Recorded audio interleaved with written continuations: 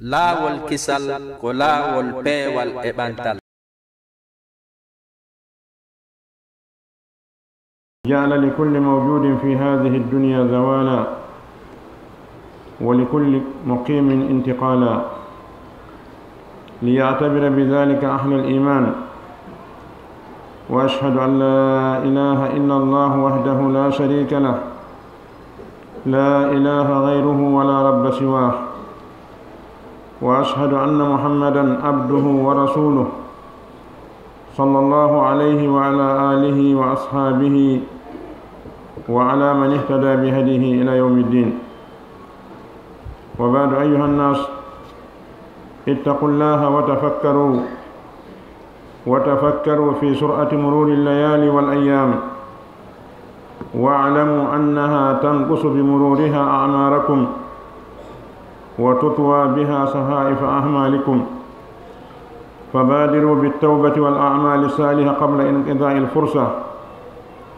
عباد الله، كنتم بالأمس القريب تستقبلون رمضان المبارك، واليوم تودئونه مرتهلا عنكم بما أودعتموه،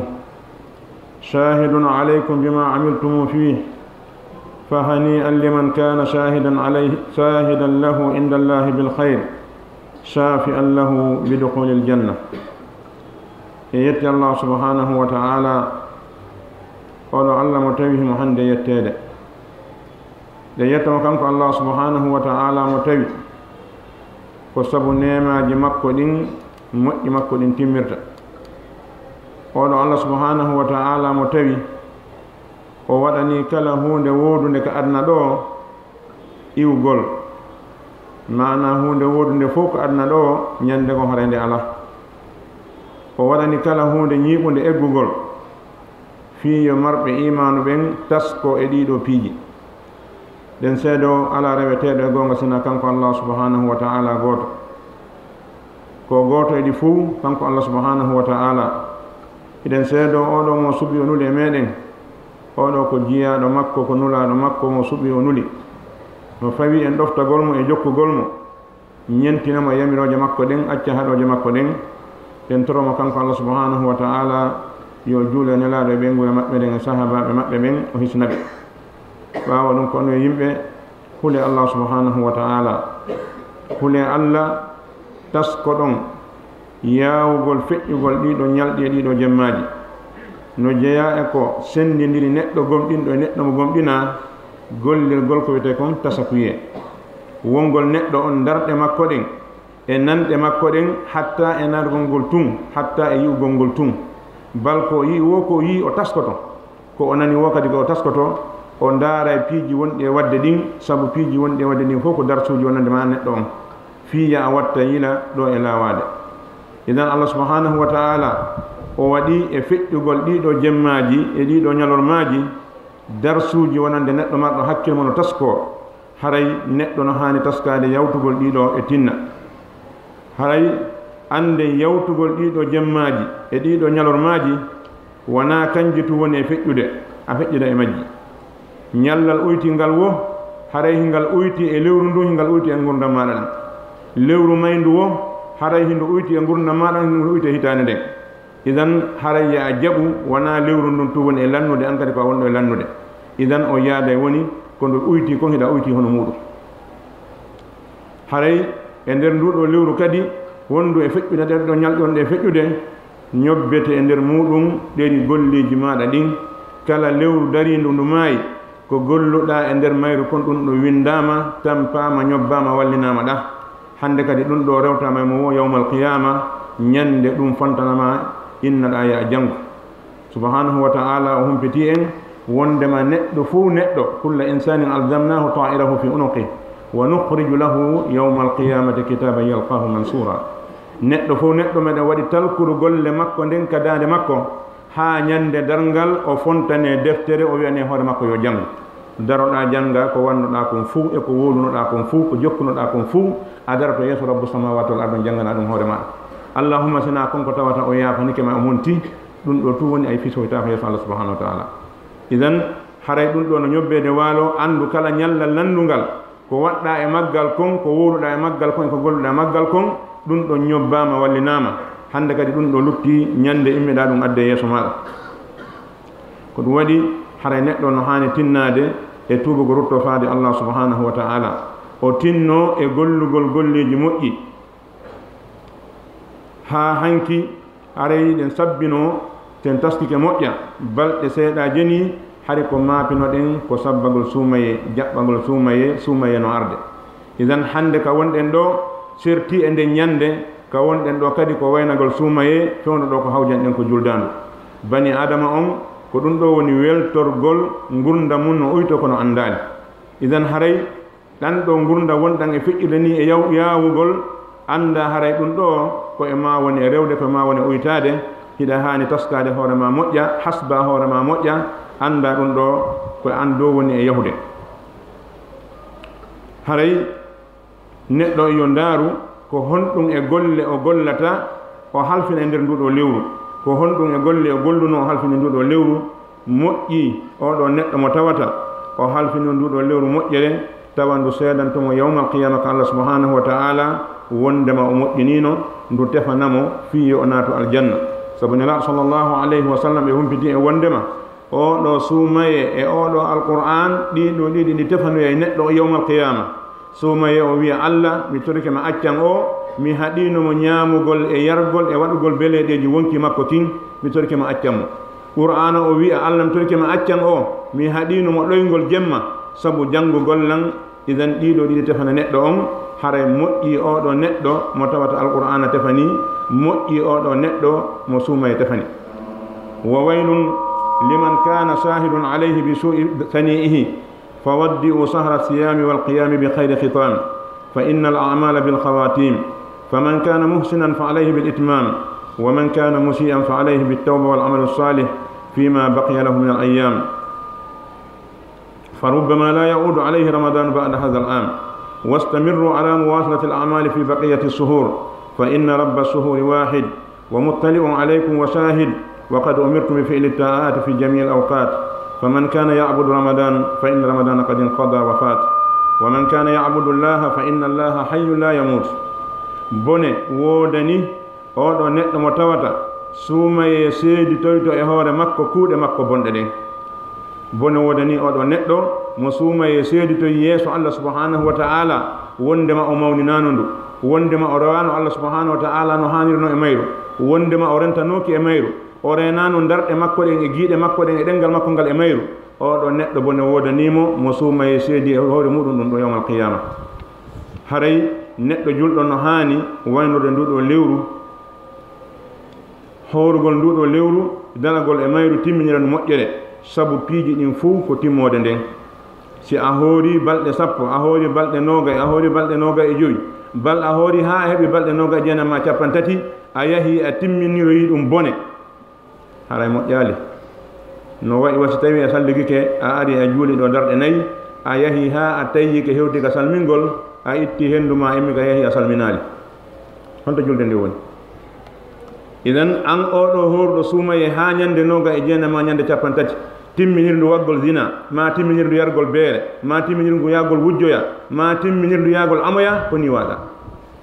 idan hara neɗɗo no hani rentade o anda golle ɗen ko timmode nde wona fuɗɗode nden si tawi fuɗɗode nden boni timmode nden moƴƴi Allah ala kono si tawi fuɗɗode nden moƴƴi timmode nden boni nafata joom muɗum ko ɗum waɗi sen taskiki e nder tarihaji ɗin heewi yimɓe naatuɓe aljanna tawa ɓe gollali hay fus ko moƴƴi kono ko sabu heɓugol battane moƴƴere yani heɓugol timmode moƴƴere nde heewi yimɓe moƴƴinɓe ha hewti ka maaya ɓe golla ko boni ɓe maaya ɓe naata ka yiite naafiɓe gollali hari ko moƴƴi kono tawi timmode nde moƴƴali nafaali hay fus arano maɓɓe on ko hombo iblis lanatullahi alayh na angal juulugol wona angal ɗoftagol Allah wona angal wongol ko moƴƴe wondugol e moƴƴoɓe ɓen kono ɓay timmode nde moƴƴali nafaali mo nafata kadi idan neɗɗo fof mo tawata timmode makko nde moƴƴali bimana o timminirali golleji makko ɗin ko moƴƴi yo andu haɗa nafata hay fus ko etiɗa o ko etiɗa ko eto kadi ha timminano moƴƴiri nelaɗo sallllahu alayhi wa sallam ɓe maaki innama al amal bil khawatim golleji ɗin ko timmodeji ɗin daarete idan ndaaru hoorema moƴƴa nder nduɗo lewru suumaye si tawi ko a wonnoɗe moƴƴinde ɓeydu moƴƴere maɗa nden timminira moƴƴere a woni neɗɗo malaɗo si tawi ko a wonnoɗo e bonnude eto tuuba ruttoɗa faade Allah subhanahu wa ta'ala siɗa jogino anni e bonneji ɗi halfinɗa ɗi a yiltoto e majji tuuba ruttoɗa e Allah ƴettana Allah subhanahu wa ta'ala ahadi nin sa e bonnereji ma feƴƴuɗi ɗin ƴettana Allah ahadi gurdam ma heddiɗan ɗan a yiltota ko ɗin boniji haray neɗɗo yo andu hawnaaki no gasa ko nduɗo petto heddori lewru suuma nder gurdam makko ɗan ko waɗi yimɓe buy rowani e nduɗo lewru ɗe wonduno e muɗum hande ɓen ɗon fof ɓe ala ɗo honɗo waɗi gurdam maɓɓe ɗan lanni si gurdam maɗan lanni fii hiɗa mari haaju fii hiɗa faala ɓeydade haaju Allah ala e ɗum idan a anda si nduɗo feƴƴi sa heɓita e suuma e gurdam maɗa ɗan idan eto timminira ndu no moƴƴiri fiya hewti yawmal qiyama harananin se wodanma haray no hanani neɗɗo julɗo on duumagol e jokkidirgol golleji moƴƴi ɗin e lebbi ɗin fuu e hitande nden fuu e nokkeli ɗin fuu e zamanuji ɗin fuu wonali neɗɗo julɗo neɗɗo mo tawata ko suuma toon juulata wonali neɗɗo julɗo neɗɗo mo tawi ko suuma to woni o yennata wonali neɗɗo julɗo neɗɗo mo tawi ko suuma to woni o jeenata wonali neɗɗo julɗo mo tawi ko suuma toon accata ko boni wonali neɗɗo julɗo on mo tawata ko suuma o rewata idan so tawi ko Allah subhanahu wa ta'ala wonɗa e rewde Allah e saaji ɗin fof himo woodi e nokkeli ɗin fof himo woodi zamanuji ɗin fof himo woodi leyɗe ɗin fof himo woodi idan a wona julɗo e alhaaliji ɗin fuu wona julɗo si weeli wona julɗo si metti wona julɗo kala ka wonɗa wona julɗo hakkunde julɓe ɓen wona julɗo kadi ka hakkunde heferaɓe a wonata julɗo mo tawata siko an e julɓe ɓen ko a julɗo siko a julɗo kono siko an e heferaɓe ɓen ko a kefero neɗɗo julɗo watani idan julɗo wonali neɗɗo mo tawata koye nder nde ɗo rewru suumaye tum o yiyete ka juulirde ko nder nduɗo lewru suumaye tum o tottata farilla julde ko nder nduɗo lewru suumaye tum o moƴƴoto e goɗɗo e konngol idan oɗo neɗɗo wonali neɗɗo julɗo taw yo eto wona julɗo anden haray Allah subhanahu wa ta'ala jeeɗo ɗiɗo lebbi ko o gooto himo ƴelliti e hoore meɗen kala ka wonɗa himo wonde ma ka gandal makko kala ka wonɗa himo andi ko wonɗa e muɗum bal himo itti ɓaawo maɗa bimbe kikiɗa jemma ñalorma ɓen ɓe no winda golleji maɗa ɗin ɓen ɓe no winda konnguɗi maɗa ɗin a wowlata konngol ngol windaka a huwata kuuɗe ɗe windaka allahumma sina hara a gollu andituɗa a falji tuubuɗa ɗo e windede ma hara a wowlu andituɗa a bonni tuubuɗa ɗo e windede sabu nela sallllahu alayhi wa sallam ɓe humpiti en sabu ɗuɗugol yurmede Allah nden sabu yiɗugol Allah subhanahu wa ta'ala ye en heɓu malore o malaikajo wonɗo ka junngo ñaamo ko kanko laami wonɗo on ka nano si jiyaɗo on falji wowli ko boni o ka ñaamo wiye sabbo mo lere timmuɗo e nder o lere ɗo so ari tuubude rutto ta windamo si tawi o lere timmi o tuubali o rutti windu si neɗɗo on golli ko boni o yina sabbo mo lere timmuɗo si tawi o lere ɗo fof o yiltitaki on tumano winde ɗum ɗo fof ko hollugol Allah subhanahu wa ta'ala o hawjira o mala haaju lettugol hay goto ko wi kon ma yafalu llahu bi azabikum in shakartum wa amantum wa kana llahu shakiran alima Allah mara haaju lettugol on somo marno haaju lettugol ma wona ka adna ɗo addanma o neminema bal o moƴƴitina tun raɓa ma ka lettude woni toon kono Allah ko faala ko moƴƴagol e meɗen ko o faala ko malnugol en si tawi woni ko ɗum faala ɗen yo Allah hokki en ɗum idan haray neɗɗo yo andu Allah subhanahu wa ta'ala no humpiti fi makko nokku kala ka woni o hana wonde neɗɗo rewo Allah e lewru woturu ma hitande wotere so tawi ko suumaye wonɗa e rewde andu suumaye lanni so tawi noon ko Allah subhanahu wa ta'ala wonɗa e rewde Allah ko wurɗomo mayata ayuha almu'minun i'lamu anna dinana huwa dinul istiqama la yasluhu fihi at-talawun wa at-tafallut qala subhanahu wa ta'ala li nabiyhi fastaqim kama umirta wa man taba ma'ak فاستقم على أمر الله استقم على طاعة الله حتى تلقاه فيكون ذلك يوم عيدك الحقيقي كن ربانيا ولا تكن رمضانيا كون يقوم دي بأندن هاري دين إسلام كان كدين نيب وغل وانا أرغل برزانتو يلتو يها نعم الإسلام أرغل توا جل بين إنكو إنين يها توا بيتو إنكو إنين جل إسلام نانا إذن إسلام كويا أرناتا تبتا تنكدي gasata e nder dina kan waɗugol kulerji ɗamari dolokke amoɓe ɗamari dolokke juuloɓe ɗamari dolokke jeenirɗo an kala ko ari ɗamari hen geɓal oɗo na neɗɗo julɗo tawa julɗo watani wa doñol gal ko fewniti e mum ko ɗum o jokkodiri mum nano neɗɗo julɗo wata neɗɗo julɗo wawata wonde neɗɗo dañan himo yaha himo yiltito ɓaawo Allah subhanahu wa ta'ala ko wine laaɗo sallllahu alayhi wa sallam fastaqim kama umirte ñiiɓu e konko yamiraɗa ñiiɓu no yamiriraɗa noon yani tabitu e hoore diina kan nday neɗɗo malaɗo yimɓe malaaɓe ɓe Allah subhanahu wa taala haali fi mumen kon o mantiri ɓe o wi ko inna alladina qalu rabbuna allah summa istaqamu ko woni eɗo yimɓe wiiɓe joomi mum ko Allah ɓe rewi Allah ɓe gomɗini Allah ɓe ɗofti Allah ɓe acci ko Allah haɗi kon summa istaqamu ɓe ñiiɓi e hoore ɗum ɗon ha mayde maɓɓe nde jewti ɓeeɗo subhanahu wa taala wi tatanazzalu alayhim almalaikatu alla takhafu wala tahzanu wa absiru bil jannati allati kuntum tu'adun ɓeeɗo yimɓe wiiɓe joomi mum ko Allah ɓe ñiiɓi si tawi a wi joomi ma ko Allah a ñiiɓaɗi nafata hay fus koɗi ɗiɗi sa wi ko a julɗo ko ma ñiiɓa ka julɗo yaagal ñiiɓugol ka julɗo yaagal ko ñiiɓugol e waɗugol ko moƴƴi kon ñiiɓugol e accugol ko boni kon haɗa woni ñiiɓuɗo kono so tawi nde wonde a waɗe ko moƴƴi kon nde wonde a watta nde wonde a waɗe ko boni nde wonde acca ɗum ɗo haɗa a ñiiɓaali ko ya eto tentini ɗe ɗo julɗe ɗe tawata sen taskiki en tawa eno hulɓinani en ko waɗi enen yiira naafe no heewa e juulirde farilla heewata holno i faamu julɗo holno i fiɓu hono neɗɗo wakkilo jooɗade ka suudu ñaama yara haa leera farilla on feƴƴa few immo yaha tawegol naafe ngol ka juulirde yalli oɗo no anndi ko woni wadde kon nelaɗo sallllahu alayhi wa sallam ɓe maaki mo tawama julde geeƴe ka jama himo mari baraji wa dariɗo feccere jemma o mo tawama julde jama ka subaka himo mari baraji wano julɗo jemma on fuu joni noon a jaade jooɗoɗa ha geeƴe feƴƴa daroɗa yaha doga yaha taweɗa naafe gasa yaha kadi waaloɗa ha subaka feƴƴa nangue towa immoɗa juula subaka andi an a gollude kono golle maɗe nafa wonade muɗum ɗum waɗi sayyidina ali radiallahu anhu o wi moƴƴere ala e dewal ngal fiqhu ala e muɗum neɗɗo si faami diina makko kan ko seeɗa o gollata heɓa buy si tawi noon o faamani diina makko kan ko yo gollu ha o mayara hunde mara nder ton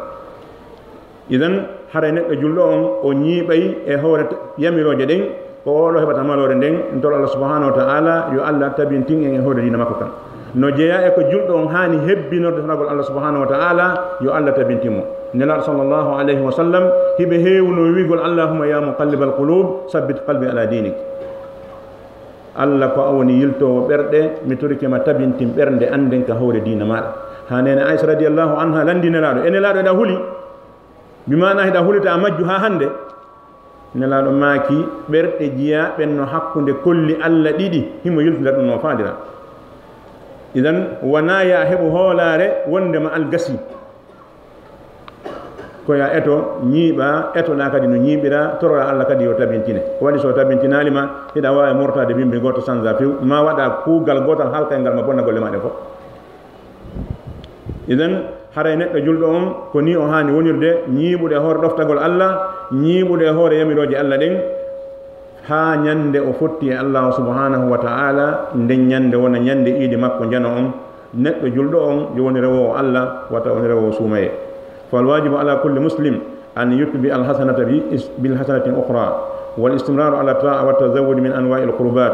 والبعد عن المهلكات فمن كان حاله بعد رمضان أحسن من حاله قبل رمضان فهو علامة القبول ومن كان حاله بعده أسوأ من حاله قبل رمضان فقد هذا قد على الران على قلبه لا ينفعه وعد ولا يجزره وعيد حيكون كوائكم يهور نت جلد فو ko yo jokkintin moƴƴere goo subhanahu wa ta'ala wi fa ida faragta fansab wa ila rabbika farghab fa ida faragta fansab sen daari tafsirji buy ko ɗum ɓeɗe firi ko se a gayni dewal darano dewal goo ida faragta fansab sa iwi e dewal darano dewal gongal goo wonaali neɗɗo julɗo tawa se gayni dewal ko daranagol geddi idan neɗɗo julɗo no haani so o waɗi moƴƴere o gayni ko yo jokkintin kadi moƴƴere jokkintingol moƴƴere ɓaawo moƴƴere ko alamande moƴƴere aɗa nde jaɓaama yani so a woni moƴƴinowo e juldandu haray ɗum no holli suumaye o woni moƴƴo jaɓaama kono so a woni neɗɗe juldandu darike yima ama ko wonnoɗa e mum kon a fuɗɗitike beere e zina e dorogo wonɗa e mum kon a fuɗɗitike fenande e jamfa ko wonɗa e mum kon a fuɗɗitike tooñi e hiila e haala ko wonirɗa kon a fuɗɗitike anndu haray suumaye ma on moƴƴaali si suumaye on moƴƴino ɗum wontano a wontano bonnowo ɓaawo suumaye no jeeya e ko holli suumaye on moƴƴi si tawi a woni moƴƴinowo ɓaawo suumaye haray neɗɗo julɗo no haani wonde jokkintinowo moƴƴere ɓaawo moƴƴere o duuma ɗoftagol Allah subhanahu wa ta'ala o yooɓo nooneji ɓattorɗi Allah subhanahu wa ta'ala so yi Allah waɗi dewe ɗen noneji si a faamali a inne Allah ko wi kon wa ma khalaqtul jinna wal insa illa liya'budun ko haala kono sa a taskike moƴƴa no Allah waɗi noon tan wi'ul ibada no ɗuɗɗiniri dewe ɗen noon a tawa ala e gurdanɗan ka wonta siɗa faala sina ko dewal wonɗa tawi ila faami dina maɗa kan kala ko jokkuɗa hayso ko aada imo wawi wontandema moƴƴere bi husni niyya sabu moƴƴugol anniye maɗa ɗi so a ñaami sayre ma nden tawi ko wonɗa nde ñaamirde ko anniya heɓu doole no rewira Allah aɓe moƴƴere idan haray neɗɗo julɗo on ko ɗum ɗo woni alhaali mo hani neɗɗo julɗo no hani etade kala ko tawata konko moƴƴere ko ɓattinta e Allah wata o jaɓu goɗɗo attomo e ɗum o woɗɗito e piiji halkoji ɗin si tawi alhaali neɗɗo on ko ni woniri bimana neɗɗo fof neɗɗo yo hasban hoore makko yo ndaaru ko honno o wa'uno ado suumaye ari o lootike haa ndu lanni si tawi a lootike haa ndu lanni ɓaawo ndu lanni a ndaara tawi han jooni tuundi no heddi hara moƴƴaali sabu nelaaɗo sallllahu alayhi wa sallam e maaki ɗiɗo waɓtuuji joyi juma haa e juma suumaye haa e suumaye ɗiɗo montanayi neɗɗo faljireji makko lombiɗe ɓuɗe ɗo ɗi bi sart idajtunibal kabair si tawi neɗɗo on acci bakkatuji janɗi yani sa woɗtike bakkatuji jani ɗin a juuli waktuji ɗin jowi a juuli juma a hoori suumaye ɗiɗo wone sabu ko Allah montira bakkatuji ma to so koni hakkunde ɗo ɗi kono noon si tawi woni an a juulay Allah wi inna salata tanha anil fasa wal munkar kono julde ma nden haɗalima ɗum o wi juma o yaafoto bakkatu juma ari feƴƴi tawi han jo a ɓeydi bonnere suumaye ari acciri a ɓeydi bonnere andu haɗa an toujours koye perdi wonɗa idan si tawi alhaali neɗɗo on ɓaawo suumaye wonti alhaali bonɗo ɓuri ado suumaye ɗum ko holli ko alamande angal jaɓanede golle aqulu qawli hada wa astaghfirullaha lakum fastaghfiruhu innahu huwal ghafurur rahim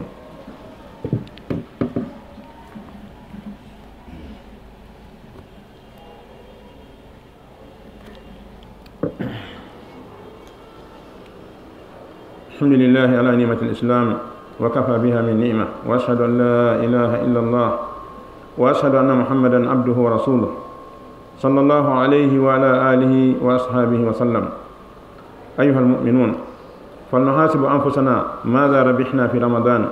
وما استفدنا منه ما أثره على نفوسنا هل ربحنا فيه أو خسرنا هل قبل منا ما عملنا فيه أو رد علينا لقد كان السلف الصالح رحمهم الله تصيبهم الحم هل تقبل منه أم لا أيها المسلمون ما زالت الأعمال بعد رمضان لم تنقطع فالقرآن لا يهجر بمجرد انتهاء رمضان بل حافظ على وردك الثابت منه كذلك القيام لم تنقطع يتي الله سبحانه وتعالى يدعو نعمة إسلام نعمة متوتة ويوني نعمة den seedo ala rewetede sona kanko den toromo e juuɗe nelaaɗo sallllahu alayhi wa sallam e ɓeygure maɓɓe nden e sahaba maɓɓe misnaɓe jeyaɓe Allah haray no haani neɗɗo fof neɗɗo e meɗen no tawata noon si o yeeyi o gayni o dartay so heɓi e so perdi walla noon kañum kadi si suumaye o lannude ɗo yo o dartu golle makko ɗen wona hunde sincande Umar bin Khattab radiyallahu an himo wi'ayno julɓe ɓen hasibu anfusakum qabla an tuhasabu wazinu qabla an tuzanu hasbe hoore mum adi on hasbede peesane hoore mum adi on peesanede bimana hasbugol hoore muɗum ngol ko ya andaro nder nduɗo lewru ko ha honto wakkilleɗa waɗgol ko moƴƴi e nder nduɗo lewru ko ha honto welsindiɗa darana hoore ma ɓay lewru ndun no mari leereji leere noga e nder ñallal ngal e nder on leere noga e nayi hiɗa andi ko leere joldereɗa juuluɗa hiɗa andi ko leere jol jannguɗa qur'ana e muɗum hiɗa andi ko ha honto moƴƴiɗa yimɓe ɓen e muɗum hiɗa andi kadi ko hombo e hombo ko honto waɗɗa ko boni fof hiɗa andani hoore maɗa idan sa eɓɓidiri hakkundeji majji haray a hasbi hoore maɗa ko waɗi nafa noon eɓɓirigol ngol ko so tawi a yii perdi ɗin rentoɗa ɗo e lawade hara kadi a wonali ko wiyete kon ittirar ojubu nafs yahugol yiya hoore ma an gasi ñande yiiɗa hoore ma gasi wo haray a perdi neɗɗo hana hoditorde golle mum moƴƴe ɗen sabu hiɗa wawi etade ɗo moƴƴoɗa e yimɓe ɓen juula buy hoora buy jangga buy sikka gasi hara Allah ƴettali ko waɗi golle ɗen wona gollugol ngol tun ko la budda tawa hiɗe hawrodiri e sunna nelaɗo sallllahu alayhi wa sallam la budda tawa golle ɗen ko gollaɗe fi Allah si a golli tawi naafi Allah golluɗa hayso ko Allah yamiri nafata so a juuli julde nde Allah yamiri ma kono naafi Allah juuliɗa nde nafata so a waɗi sadaka mo Allah yamiri ma kono naafi Allah waɗiɗa sadaka o nafata kala moƴƴere nde waɗɗa tawata ko yamirande ka diina kono wona fi yo Allah welto waɗirɗa nde a mara toon baraji idan ko ɗum waɗi neɗɗo no hani hasbude hoore muɗum o ndaara e nder nduɗo lewru ko honɗum o heeɓi ko honɗum o perdi honɗum e nafoore o heeɓi e nder nduɗo lewru waɗi lewru ndu no mari piiji ɓuɗɗi ekkitayma lewru ndun ko ari ko fiya heɓe wiyete kon taqwa kulol Allah fiya ɗum luttuka ɓernde maɗa tawa janngo si a weddodi e ka bonnete kon a suusata wadde wono weddodirinoɗa ñaamete e yargol noon ka suma suusali ñaamude yara idan tawa on kulol Allah ɗum heddika ka ɓernde ma ka wonɗa ɗo fewdo ɗo hiɗa hoori so a naati ka suudu ma a ombiteke an tun e ndiyam maɗa toon e jala ñaamete ma on a an suusata ƴettude ñaama a suusata yarde fi hon ɗum hiɗa anndi Allah no suttima ka wonɗa ɗon wona yimɓe ɓen hulɗa aɗa anndi Allah no anndi ko wonɗa wadde ɗon kon joni noon ɗum o faala yo heddo e ma nokkel ɗin fof e hitande ndin fof e lebbi ɗin fof si tawi suuma e maayi ɗum on lampa ɗo rocci a waɗi Allah rentama hannde kadi a ɓortike a yaari ni an sonnajo o an gorko on kadi a fuɗɗi ko bonnere nde wonnoɗa e muɗum nden a waɗi an Allah ko anndi fi ma wof suuma e darki harayno hulɓini idan ndaaro ko honɗum e nafoore heɓuɗa nduɗo lewru nduno ekkita neɗɗo muñal yi'ugol ko faala jebbilo hara he ɓaali a ekkitike ɗum e nder lewru ndun fuu yo taw a waawi ɗum so waɗi neɗɗo si wara ko wiyete ko muñal o wawata gaynude hay pus a gollay haa ka gaynata ɗon bonna ɓuri heewde perdude ko yimɓe ɓe mara muñal ɓe ko waɗi ko muññante ko ɓuri heewde ka lanta ɗum ɓurta sattude fewndo ka gañotoɗa ɗon ko ɗum ɓurta muusude par ce que ɓooyi ko fuɗɗiɗa so a yangike haa ka haa on hatti ɗon ko ɗon ɓurta sattude so a muññakade ko ɗon bonnata idan neɗɗo on ekkitike muñagol e nde ɗo lewru yo taw ɗo lutti e makko idan kala ko ekkitiɗa e moƴƴere kon e nduɗo nafoore nden ko heɓuɗa e maari kon harana baraji ɗin koyo taw ɗo lutta e junngo maɗa idan neɗɗo yo miijo yo o maapo est ce que ko o waɗi e nder nduɗo lewru Allah jaɓanaymo ɗum sabu Allah no wi innama yataqabbalu llahu min almuttaqin Allah ko jaɓanta ko huloɓe mo ɓen est ce que ko e maɓɓe jeeyaɗa est ce que ko maɓɓe mi jeeya est ce que ko a hulowo Allah ha Allah jaɓane waɗi so tawina a hulowo Allah Allah jaɓantama Allah ko wi innama yataqabbalu llahu min almuttaqin Allah ko jaɓanta ko huloɓe mo ɓen idan si a golli tawina a hulowo Allah Allah jaɓantama joni noon ne hani heɓude maapunde taw si Allah ƴette ko waɗɗa ɗo ɓeɗo moƴƴuɓe feƴƴuɓe attiɓe en e hoore ndiɗo leydi yo Allah yurme ɓe kamɓe hari maapunde maɓɓe nden ɓaawde ɓe juuli maapunde maɓɓe nden ɓaawde ɓe hajji maapunde maɓɓe nden ɓaawde ɓe hoori maapunde maɓɓe nden ɓaawde ɓe itti zakka ko est ce que Allah ƴettanay ɓe idan ɗum ɗo wonno himme maɓɓe ɗen ɗum wonno maapunde maɓɓe nden an kadi ko ɗum hanɗa ñentinde muɗum maapoɗa ko waɗɗa kon est ce que Allah ƴetta ɗum ka o jonni tan ko waɗi so jonnitima honɗum watta si Allah jonnitima golle maɗa ɗen o andi yawmal qiyama wona golle ɗe wona e jonnitede ko joddi golle ɗe joni noon si Allah ƴettali ko golle ɗen o jonnitayma baylo on ko tafata kon wona ko tafi kon mari haajo mum ko joddi ndin ka so a tafani goɗɗo ha moƴƴi a addi a jonnimo ɗum ɗo hawranala nattor on watta ɗum ko joddi ndi marɗa haaje mum ɗum waɗɗa golɗa kon ko golluɗa ɗon fof yangiɗa ɓattiɗa yiite wifuɗa tafuɗa ha tampuɗa ko joddi ndi marɗa haaje mum joni noon tan aɓe a jonnimo ni a ɗum ɗo hawranala nattor hara a perdi idan yawmal qiyama wona ko ko jooɗi ɗen ɗo marɗen haaje muɗum wona ko ko julɗe marɗen haaje mum wona ko ko weela ɗen ɗo marɗen haaje mum ko joddi ko heɓoto ɗon kon Allah noon ƴaɓugol makko ngol ko jonnugol joddi ndin so jonnal joddi o jontete golle ɗen koɗo nela sallllahu alayhi wa sallam ɓe maaki man amila amalan laysa alayhi amruna fa huwa rad mo golli golle tawa wona sariya o yamiri ɗe wona menen yamiri bimana na menen wona sariya on tawi na sariya o wi o waɗu yo andu golle ɗen o jonnitate ɗe bimana o mara baraji nder ton no jeeya e ko hulɓini ɓe ɗo yimɓe wonɓe sakude fenande hoore ndiɗo leydi ɓe tawata ɓe hula Allah ɓe hersa ñande wowi ɓe moƴƴini piiji saaki ko yimɓe gerda e muɗum acca jokkugol gonga wattane yila wona oɗo jemma wonɗo hirude hande nogay e jeego no wedde nogay e jeɗɗi hiɗen andi nelaɗo sallllahu alayhi wa sallam no ari hadisi selluɗo wondema ko o woni jemma laylatul qadr ɗum ko hadisi tabituɗo noon selluɗo king kono no woodi goɗɗi go kadi tabituɗi selluɗi ke wiide ko wona ɗum ko ɗum waɗi karama koɓɓe wii ka moɓindirgol hakkunde hadiseji ɗin a fennata oɗo ko nelaɗo maaki a fennata oɗa ko nelaɗo maaki idan ko holli wonde ñalanden ko eggayde ɗum waɗi ƴettu hadis mo nelaɗo maaki mum on ya a ɗaɓɓitu laylatul qadri on ka sappo sakkitoro o fuu makko hadis no ari selluɗo ken ka nelaɗo maaki wondema ala mande laylatul qadri on nden ñande mi yaltay tawan loope ndiyan no yalte tina yan loope no yaltata tindeyan ndiyan saƴa bi mana jemma makko on ha juulire nden si'a ɓe sujja e hoore loope on hadis no woodi ɗum waɗi jemma nogay e go'o ɓe juuli nden ñande ndiyan saƴi jemma on fof juulirde nden si nelaɗo yaltita e loope ɗe no ka tinde maɓɓe ɓe wiya ko ɗo woni jemma laylatul qadri on idan ko raɓɓiɗi kon o jemma ɗo sa wi wona o a woli fenade nelaɗo wi ko kanko sa wi koye oɗo tun kadi a woli fenade nelaɗo wi goɗɗum ko wona ɗum idan ko ya jaɓu ɗaɓɓitu jemma on sappo sakkitiɗo on no jeeya e ka ɓuura jortede ɗon o jemma ɗo kono ɓeɗo yimɓe fenade no moƴƴini du'aji e askar ji e janganteɗi tawata no hulɓini hanki goɗɗo wiilan wondema himo yamira yo janngu fatiha laabi temedere ɓul wallahu ulure e jemmala to wo heɓa moƴƴere ɗuɗunde moƴƴere honde naam sa jangi qul wallahu noon moƴƴere kono no wona ngol laawol ɗon nelaɗo sallllahu alih w sallam maaki qul huwa llahu ko sulutul qur'an kono ya jooɗo fodde addangol laabi wulure adda fatiha laabi temedere ɗum ko golle homɓe noon hiɗen anndi kom ɗon ɓawɗen penale idan julɗo yo wallin ɗum nelaɗo sallllahu alayhi wa sallam oɗo sonnajo maɓɓe nene aissa radiallahu anha mo tawata mofteɗen fof so wi ko o ɓurani ɓe hare ko gonga haalde o landino nelaɗo sallllahu alayhi wa sallam nelaɗo yeetelan simi andi ko ñande honde yani ko jemma hombo lel ko kadiri ko ɗum watta nelaɗo maaki yo wi allahumma innaka afuwum tuhibbul afwa fa'fu anni konngudi tati pe ɓe wi o allah an ko a yaafotoɗo allah an hiɗa yiɗi yaafuye allah mi torikema yaafola wuulu ɗum ɗo